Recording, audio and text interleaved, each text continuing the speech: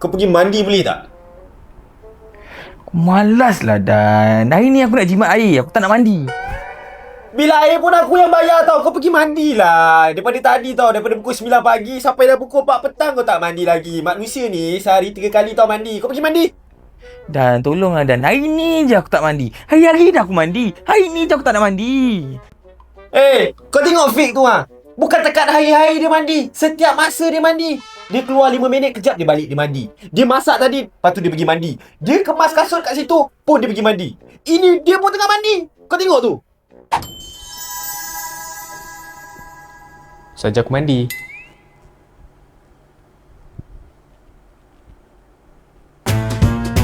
Serumah kita. Kau nampak? Saja-saja je dia mandi.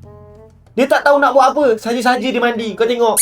Bagus tak bagus dia ni. Walaupun muka gitu. Saja aku mandi? Sahaja dengan saja kan tak jauh. Sahaja. Samalah tu. Panjang dia sahaja. Yelah. Aku saja mandi jugalah.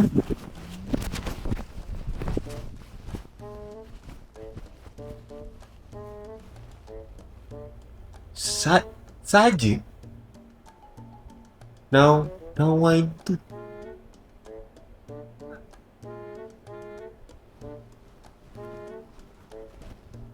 Mandi jugalah.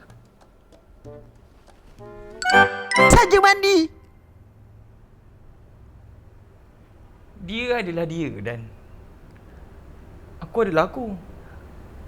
Dah lah malas aku layan kau lah. Dah lah. Aku nak pergi mandi jap.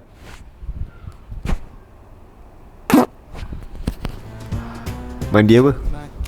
Mandi apa cik?